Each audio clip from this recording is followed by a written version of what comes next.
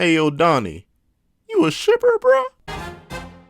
Before we hop in this review of Chapter 13 of Fortnite of the Apocalypse, please do me a favor and leave your own thoughts on the chapter in the comment section down below. Leave a like and subscribe if you haven't already. Now, let's get into it. What's up, guys? I got the pencil here, and here we are to review Chapter 13 of Fortnite of the Apocalypse, also known as Resolve Further Hone, also known as it's time for Nasians to join the squad. Y'all know what time it is. Okay, so I'm just gonna like hyper summarize, super speed the chapter.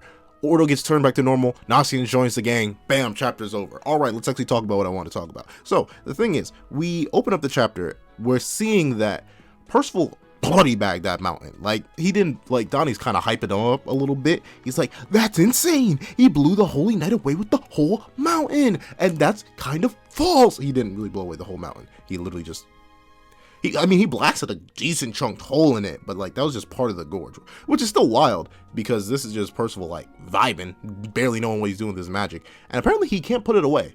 I wonder why. Like, I've never seen, unless I've been tripping, I don't think we've ever seen someone who has their magic active at all times without like any stamina drain. Like, usually using your magic jacks you up if you use it for too long. It's like using your magic has essentially been like overworking your muscles. So if you keep it out for too long, I feel like Percival would be in trouble, but I guess his magic does inherently heal him. So he should be fine. He's just like chilling with his magic now, which is a very interesting development. I honestly wonder if this is going to be like it's weird to say like Mastered Super Saiyan, but like y'all know what I mean, right? Like a state where he's literally just constantly in his magic, like pseudo training himself. So his magic is going to progressively get stronger the more time passes. Like, as he keeps it out longer and longer, like the little hymns that are floating around him are just going to keep growing bigger and bigger and bigger, and it may become a problem for him. Like, we don't fully understand the nature of Percival's magic. I don't think we've seen anything like it before. This is definitely, like someone mentioned in the comment section, the Green Lantern kind of energy. Like, this is something that Percival can make whatever he wants out of his mind. So I wonder if his magic will like adapt to his fears or anything like that. Like, if he's in a scary situation, will his magic actually work against him because he's thinking of things that are just going to make the situation worse? Because unless Percival gets control over something like this, I wonder if it could overwhelm him, because he doesn't even seem to fully understand his own power. So I feel like we're in a very interesting spot with Percival's power in particular, because of how many ways Nakaba could take it from a sheer character perspective and how it would interact with the world, since it seems to be so heavily based on thought. But enough of that, let's hop to the big one in this chapter, Dolores. So here's the thing, last chapter, due to the color page, I said that's not Dolores due to the different high color and hair color. However, Sin really out here just making me question my own logic and beliefs, and the sad thing is I don't think we're ever going to get an answer. So Dolores pops up and she's perfectly fine. Like, the poison literally falls off her face, she has heavy metal activated. And the thing that Sin notes is that, she's perfectly fine, she activated heavy metal, the giant clan technique, and by the way she reacted to it, it seems like she had some combat training. And y'all know what we're thinking about. Y'all have been saying it for so long that yes, this is definitely the original Dolores, but like, and then you're right, because like I can't even say no, because the original manga didn't color Dolores. So this may just be like the actual canon coloring, since we know the anime differs from the manga in a lot of actual spaces. So maybe the coloring's just different. And also it's just like, is it me or do these designs not match? Like, hold on. You know what? It probably just is original Dolores. It just seems so weird. Like, I guess the anime coloring really threw me off, because I took that as canon. And I guess she really did just lose weight. She really just went on Weight Watchers and suddenly became a skinny character. And like, that's just, why didn't we, like, I know Nakaba did this on purpose. Like, he threw this in there just to mess with us. So to mess with us, the lore people specifically, because who actually remembers Dolores? Like, if all of us weren't 7 Deadly Sins buff, we wouldn't even remember Dolores. She popped up for like 2 seconds. She barely is even mentioned by Diane herself. So it's just that us remembering this that sent us into a tizzy of like, is this original Dolores? Is it not? And I bet we're never gonna get the answer for it. Like, she's just here now. And the thing is, she looks shorter too, but we know Nakaba is very inconsistent with how he scales things. So, you know what? I'm just gonna let it rock. If it's original Dolores, it's original Dolores. If it's not original Dolores, it's not original Dolores. And here's the thing, I'm starting to not care, because now she's not even here anymore. I wonder, she may just become, like, she was already background charactered, like really, really hard, considering she was just out on the ground poisoned for a while. And if she cast heavy metal, why did that knock her out? She's literally pure metal. Why didn't she just get back up and keep helping?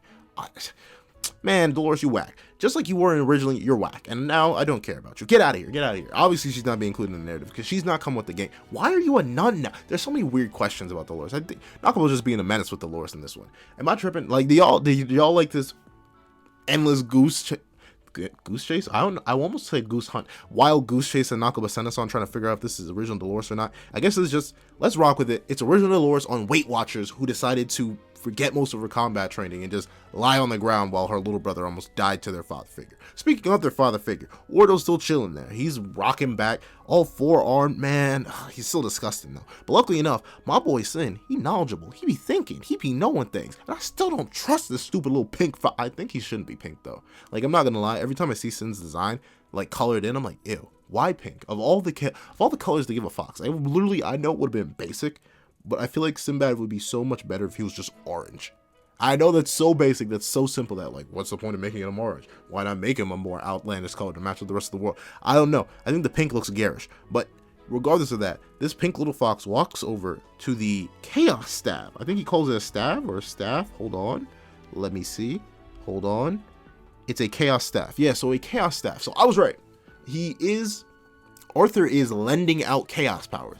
He's basically saying, you get free real estate, you get free real estate, you get to manipulate reality, you get to torture a man. All of that. Very, very interesting. It's cool to see that. No, actually, it's not cool to see that. Why are these things so fragile? Arthur, bruh. Like, I know your holy knights are strong, bro. Like, I'm not sure how strong Sin is, because Sin looks like he's about that action. I feel like Sin could just transform on us and be like the strongest character in the series. He could be Lord. Sin is Lord Duigo, that's why he knows everything that's going on and isn't even caring. Yo. Okay, but actually, not enough memeing. But the thing is, I wonder, like, Sin knows all this stuff, and he managed to crush a Chaos Staff. And I know Arthur probably didn't make him too durable, especially considering that none of the knights, I mean, we've only seen two. I don't think we've seen any other than this one, and the one that the old gremlin was holding way, way back. So these literally allow them to manipulate reality to a degree. However, they're very fragile, so the moment they're destroyed, Ordo pops back up. And Nasians and Ordo are reunited. And I like this, and I guess it's okay that it's silent. I honestly would have preferred that if this first page right here where Nasians is crying and then goes and runs and hugs his grandfather was silent, then we go into like some conversation. We'd love to hear Ordo talk about it, rather speak about what it was like or something like that, or do something. Like, my man Ordo really got sidelined in his own little mini arc. But we learned about the Chaos Staffs, and that's pretty relevant. And now Percival, he's ready to roll. He said he's ready to drop Arthur too. And the thing is, Percival, buddy, pal, like, I know you're strong, bro, especially strong. Your body to Holy Knight. But not gonna lie, it seems like Talon Skirt was fodder. And also not gonna lie, Arthur? Oh my. Arthur would whoop your behind backwards. Like, yo, I'm not even gonna lie. Arthur could literally turn you inside out by blinking at you, my G. And it's been 16 years since the destruction of Camelot. You know my man has been training up in the grind. And actually, speaking of Arthur, considering we now know about the Seven Deadly Sins movie, unless the Supreme Deity lives in that movie, which I highly doubt, I feel like they're gonna go on full annihilation warpath against her. I don't think Arthur's being influenced by the Supreme Deity. So, like, So I think, if I'm being completely honest, I feel like it's Kath. I feel like it's Kath inside Arthur, or it's chaos. Because, like, the thing is, first things first, I'm not a realist. Second things second, I think that Arthur was so concerned at first just about making the Everlasting Kingdom.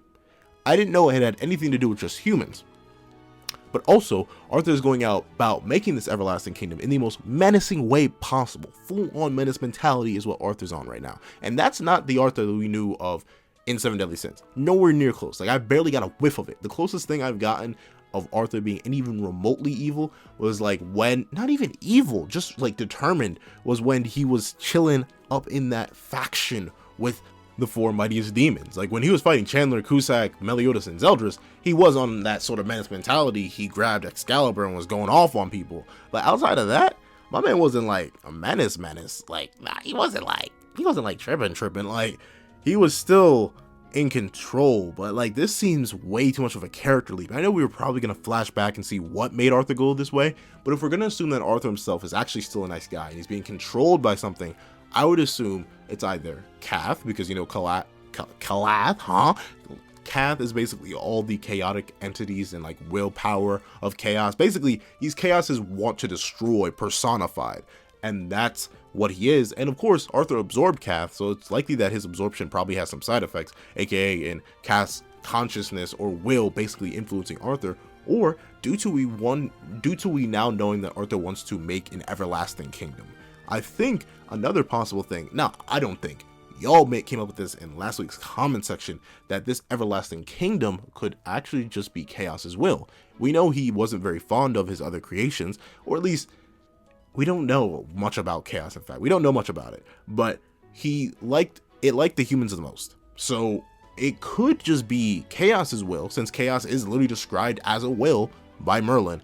It could just be Chaos's will being like, hey, yo, Arthur, bro, I said I'd use you as a vessel, but like, I'm actually gonna use you as a vessel, and I'm gonna make my perfect everlasting kingdom for humans, because y'all the only ones that get to live. But that doesn't mean you get to have free will, buddy. Come. And that would be cool. I'd actually like Chaos itself becoming more of a character, especially considering how important it was to the original narrative, or at least the ending of the original narrative, and technically how important it is in retrospect for creating the entire world.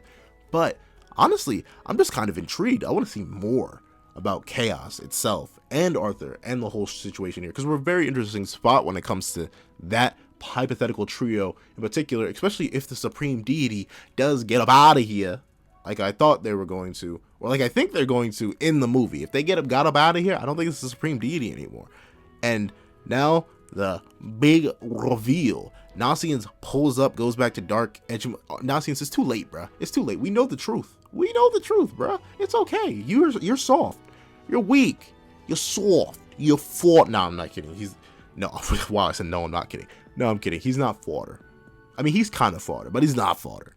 But regardless, one of the drippiest characters in 7 Deadly Sins is coming along for the ride, and I'm excited. I also like that he kept his grandfather's coat, because I know that's Ordo's coat, because he popped out of his monster state coatless, and obviously the coat that Nasians is wearing is way too long.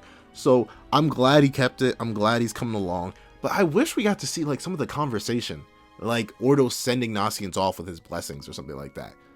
Actually saying goodbye to Dolores and all that, rather than just getting like that one word speechless panel and then we're moving on.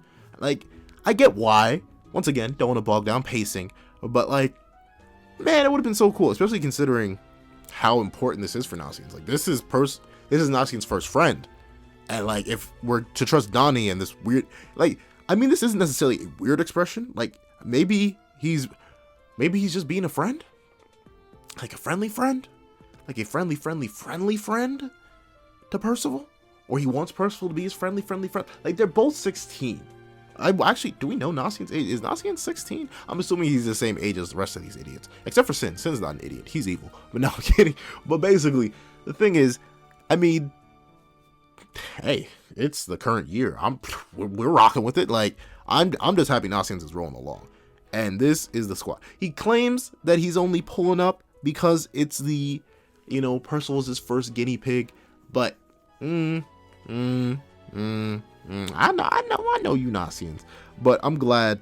I'm assuming it's gonna be. I'm assuming they're just friendly friends that are friendly because of what Dolores and Ordo do say. My man Ordo gets one line after getting demonstrified. That's so sad, but he's finally met a fellow person he can call a friend, and that's nice. I'm happy that Nasians is, one, joining the gang, two, Sin's right. He is straight up spitting. Nasian's ability to mess with and manipulate poisons could be very, very useful in the long run. Heck, even in the short term, in case they ever need some healing herb or something like that, or if they ever need that energy elixir once again. Like, this is really good stuff. It's good to have him along. One, we got Drip. Two, we got Nasians. Three, we got... Okay, but one, we got Nasian's Drip. Two, we got Nasian's character. Three, we got Nasian's ability. And now we have another character for the squad. And I'm honestly happy to see it. This is a very interesting group of people. I don't know. I like it a lot. I like that we have like the serious, no nonsense guy, the guy who's like just too tired and too weak for everything. Then we have the all-knowing leader, which is weird to say that it's a little pink fox, but yes, we have the all-knowing leader. Then we have the powerhouse idiot of the group. This is a very much squad type of setup, and I like it a lot. I'm wondering who we're going to run into next. I wonder if Nasians truly is going to be the Knight of Pestilence. It seems like not, because I'm going to assume that if he really was the knight, any of the knights really, Sin would have mentioned it, or he would have been much more notable. Like, this would have been something that was put emphasis on. He wouldn't be so fodder. Like, I keep saying he's fodder, but yeah, I feel like he would be stronger Like, I feel like the knights off rip are just going to be very, very powerful, but maybe just not like top tier end of series holy knight level. Maybe not end of series, 'cause I feel like the holy knights are gonna get surpassed reasonably. But unlike, this is interesting because we have like an end of arc first villain in Ironside, because that's still Percival's main motivation. Arthur's just now on the list of who's gonna get mollywopped in Camelot. So I'm intrigued to see, like, what is the story setup gonna be like? Because admittedly, in Seven Deadly Sins, the original series, the entire series was, it started about gathering the Seven Deadly Sins to save Leonis, then it flipped. Like, we reached two entirely different directions. Like, we went to the Ten Commandments, then we went to the Demon King, and in the movie, we're going to the Supreme Deity. Like, we're hopping around a lot. But in this world, where a lot of, at least the known biggest threats are dead, the main ones are like Ironside's own personal interactions with Percival and Arthur. And that's not enough. Like, at least not in my mind, that's not enough to fill up an entire story, or at least not a long running story, something like akin to a Seven Deadly Sins. But regardless of that, I'm very intrigued to see where this thing goes. I'm intrigued to learn more about the Chaos Staffs as well. Like, what are the limits? They're all different shapes, but is that for a reason? Like, did Talisker's Chaos Staff specifically come with the power to turn people into monsters? Are they able to use these Chaos Staffs freely to do whatever they want with their little bit of chaos juice they got? Like, what are the limits of these staffs? But honestly, this chapter gives us so much while giving us so little. Like, it gives us Nasians as the squad member, and I like that. And it gives us Ordo back. We don't have ugly Ordo following. When I saw if Ordo, the idea of Ordo wandering around with this group still in his monster form makes me wretched to this day. But honestly, I'm glad to have him back. So we have Ordo back. We know Dolores is a Dolores, maybe the original, maybe not. Anime probably just jacked me up on that. And honestly, we're in a really interesting spot. How would I rate this chapter? Y'all know. I see, like, if it had that little talk or like that little send off with Ordo and Nasians, like Dolores, Ordo, and Nasians, I feel like this chapter would get a cool 10 out of 10. But honestly, if I'm being real, due to the lack of that, and due to like the lack of clarification on Dolores, a character we're probably never gonna see again. Well, maybe not never see again. We'll probably see her again, but not for a long while, and we still have all those answers about her. And considering how vague everything is, like, as much as I love a new member to the squad, Nasians joining the gang, I still got to give this like an 8 to a 9. I can't give it a perfect 10 out of 10 because I feel like it's missing something very, very crucial too.